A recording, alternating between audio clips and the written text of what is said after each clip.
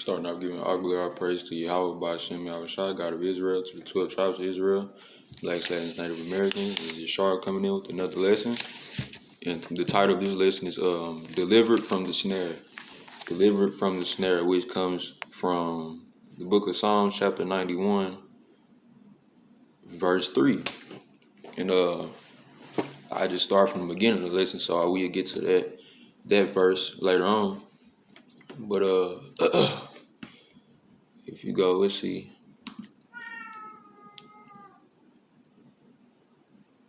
Yeah, okay. But let's see. If you go to this is coming from CNN. Let's see. It says everything you're waiting for is in these containers. And if you can see, containers it's talking about. Well, matter of fact, I just put my camera on. Damn, I can't even rotate the camera using this video. But it says, I'll just read it, but it comes from CNN. Okay, it says everything you're waiting for is in these containers. And it's from October 23rd, 2021, that was yesterday. So it says virtually every U.S. home contains items that came through the ports of Los Angeles or Long Beach. The neighboring ports, a mere 2 nautical miles from each other, are the 2 largest in the country, measured by containers handled, with Los Angeles holding the top spot. Imports from Asia, you see we get damn near all our shit from Asia, China, Japan, Korea, Malaysia, Taiwan, okay? It says imports from Asia that you find in your home, including clothes, we need those, shoes, we need those, furniture, toys, everyday household goods such as kitchenware, need those, cleaning supplies, need those, and food, we need that. And it's kind of fucked up that we get a lot of our food from these foreign ass countries, you know what I'm saying? And I ain't even talking about the foods that they specialize in, like dragon fruit, you know what I'm saying? That's something that comes from Asia, or rice, you know. We could grow all that shit in America, but we gotta rely on them and go to them for it.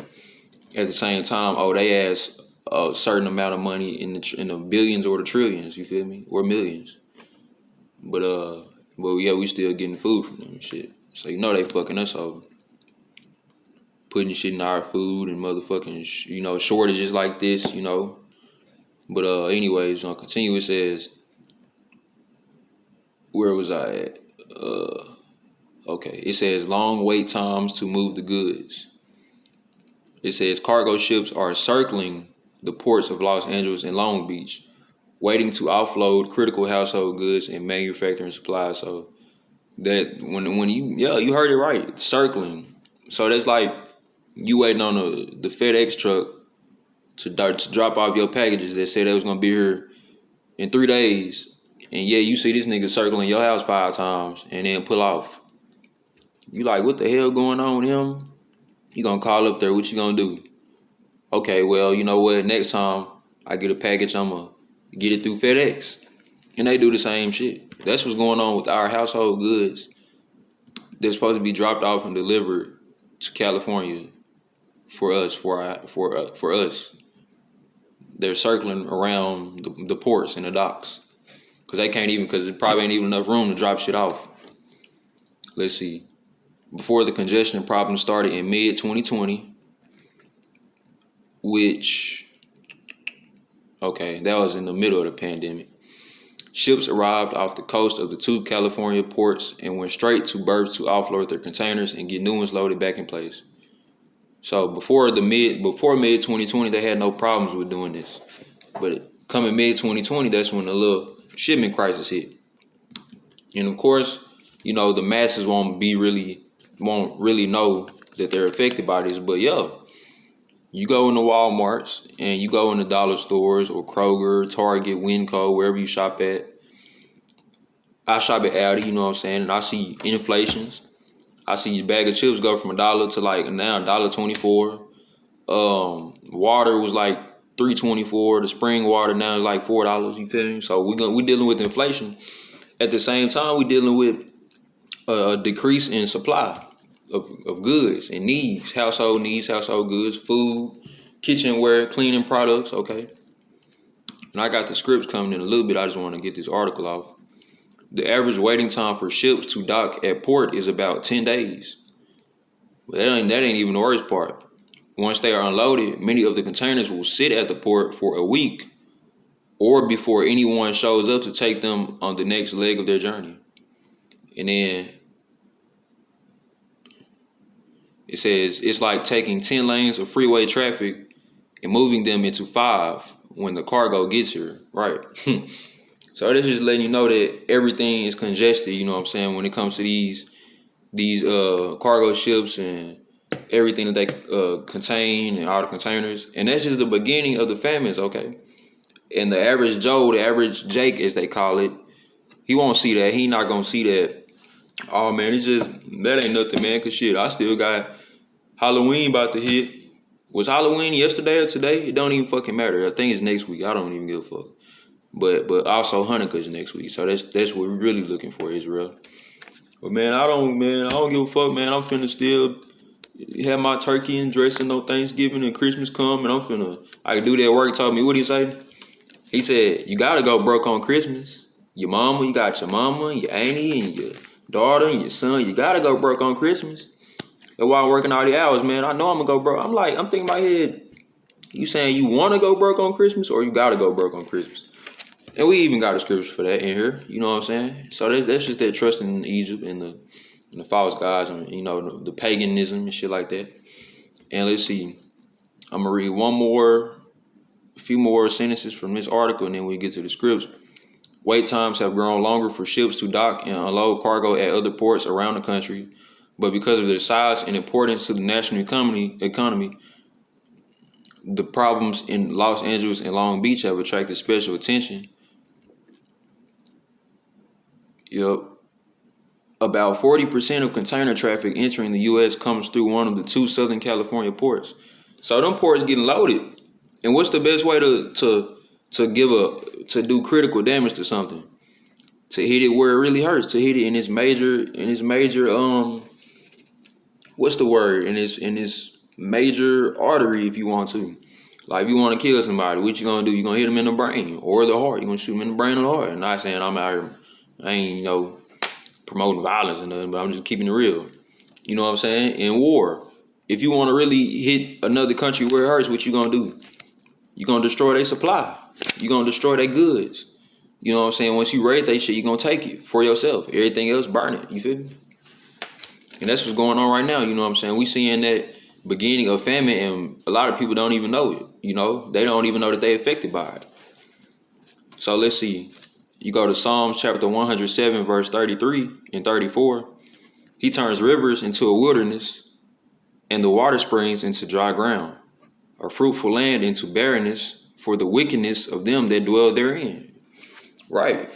And that's Yahweh Shai ain't just having this orchestrated for no reason. It says what? For the wickedness of them that dwell therein. And who dwells in this country? We know, of course, Israel, Edom, every fucking nation. But guess who runs this country? Edom. And then those are the children of dark, the children of evil, okay? So it's only right that this is happening to them in their country, right? Let's see. You go to the book of Ezekiel chapter 22, verse 24. Son of man, say unto her, thou art the land that is not cleansed, nor rained upon in the day of indignation. And what does indignation mean? Anger or annoyance provoked by unfair treatment. And that indignation comes from the Lord, the Lord's wrath and indignation. Because of course he's angry at this world and annoyed at this world. He's annoyed at Israel going off. He's angered at the way Israel is treated and enslaved and captivated and taken crafty counsel against us and basically just used as slaves. It's motherfucking niggas, house niggas, field niggas. Like Jay-Z said, still nigga. Yeah, okay. We'll see how far that gets you, Mr. Jay-Z.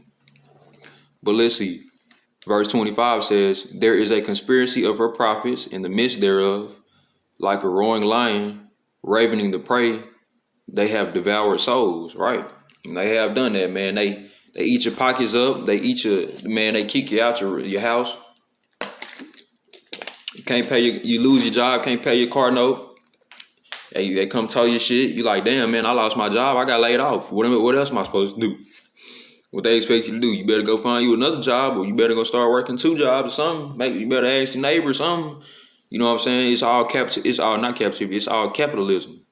It's all capitalism. And I was reading something. I can't even reference where it came from or anything. I just saw a picture with a caption, and it was like that. This country, they don't care about whether you up or down. You feel me? And this speaking on the masses. Excuse me. They don't care about whether you up or down. They don't care about whether you're doing good in life or doing bad in life. As long as they can keep that mass money flow, mass cash flow, mass credit card, debit card flow, whatever you want to call it, because I know this is about to be a cashless society. As long as they can keep the masses running, they don't give a fuck about. I'm gonna just use myself as an example. Kyron, who just lost his job, and this not actually true, okay?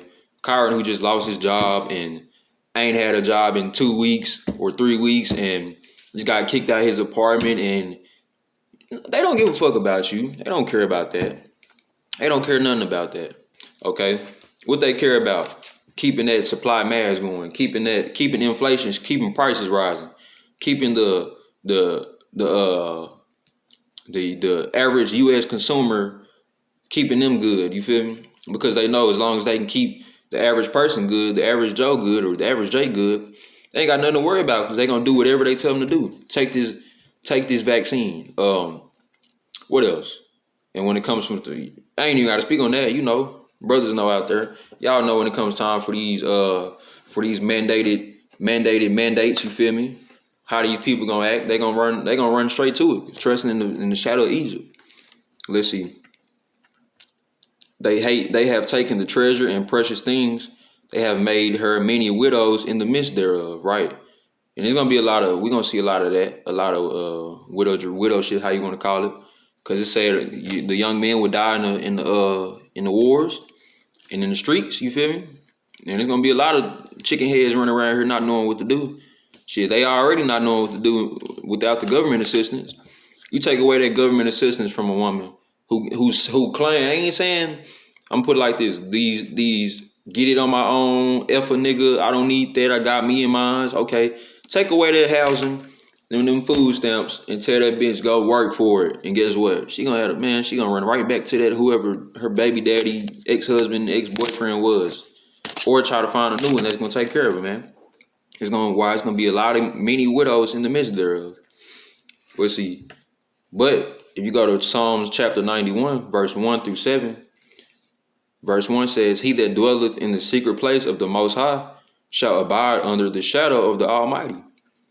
I will say," verse 2, "I will say of the Lord, He is my refuge and my fortress, my God, in Him will I trust." Right? That's why I'm not worried about going hungry or motherfucking starve. Like, okay, have I ever been through a famine before? No. Have I ever seen martial law before? No. Have I ever any of that? No. Just like me and all damn near everybody else in America, unless you was from the 50s or the 60s, whenever they had their little martial law, and you about to die anyways if you be that old. I'm just keeping it real, shit. You know what I'm saying? But why do I have faith that I will get through all this? Because I'm in the book of life. Because I understand the book of life. I understand wisdom. And I trust in the Lord. Not Jesus, Yahweh Shah. Okay? That's where this truth comes. That's where the faith in His truth and in His word, that's your safety. Believe it or not, that's your safety. And if you're in the truth, you gotta believe it. Because it's all we're gonna have. It says what? Verse 3, "Surely He shall deliver me from the snare of the fowler," and that's where I got this title from, "and from the noisome pestilence." And that noisome pestilence, I believe that goes to them ICBM missiles, okay? Snare of the fowler, and from the noisome pestilence. Verse 4, "He shall cover thee with His feathers, and under His wings shalt thou trust.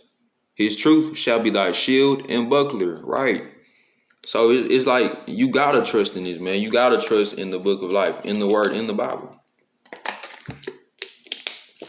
with that, cause we gonna get to the script saying what trusting in Egypt gonna get you. We gonna get to that. That's the last script. You know what I'm saying? What they say the best for last. For you niggas out, we gonna get to trusting in America. We gonna get to that and what it says about that. And pre-note before we get to that, it ain't nothing good. Verse 5, thou shalt not be afraid for the terror by night, nor for the arrow that flieth by day. Right. Cause we're gonna have a lot of that, man. We're gonna be in the midst of a war. At the same time, we're gonna be in the midst of martial law. They trying to keep everybody in the country. And they gonna see, I don't even want to say that. I ain't gonna say it. I ain't gonna say it. But I heard it and I spread it probably, but I ain't gonna say it on the internet. But I damn near did. But hey, you gotta play it smart out here, you feel me? We should not be afraid of terror by night. So we ain't gonna be afraid of no wild animals, no niggas waiting to catch us slipping and jab us up with a dirty ass knife or a little pistol with 3 bullets that they don't found, and we ain't gotta worry about none of it. Cause it's gonna be straight survival mode. Believe it or not. You better believe it. Best believe it. And these Edomites, white men, they know they got they and in Texas, it's gonna really fucking go down. And I'm glad I'm in Texas. I'm gonna get to see everything and shit. But they got their militias. They having just like we having camp meetings, you know, different Israelite camps. And guess what these white people, they having their militia meetings, they camp meetings.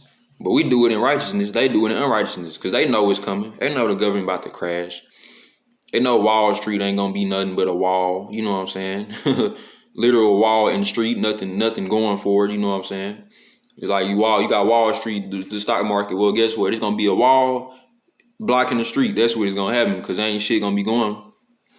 Ain't the Wall Street's gonna crash. This country gonna crash.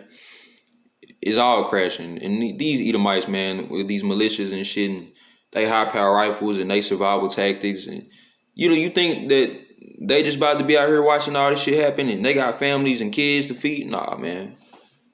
That's gonna be the terror by night.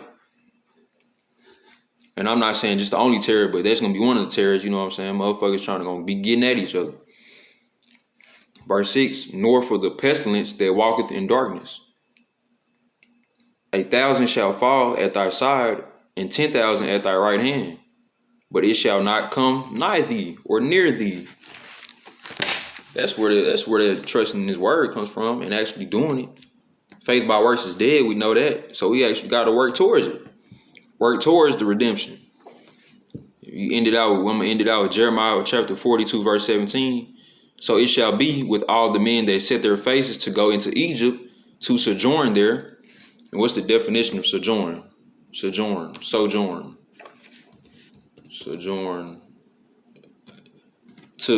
For sojourn, it means, the definition is a temporary stay. Stay somewhere temporarily. And oh yeah, it's gonna be very temporary. Your ass gonna think that you're gonna be able to, you know what I'm saying, man, I heard Hawaii was the best place to go in a time of war, man. I'm finna make a trip. Or I heard, man, I'm finna I'm trying to see what an underground bunker about. Or no, my nigga. The Bible tells you that you're only gonna temporarily be there. And what's gonna happen after that? They shall die by the sword, by the famine, and by the pestilence. So either if the war don't get you, you're gonna go hungry. If the war don't get you and you don't go hungry, you gonna catch a virus out here. We know how that goes. Subliminal message anyway. Or you gonna get your ass bit up by hella mosquitoes out here. Anything, man. Or you gonna get robbed and killed out here. One of the three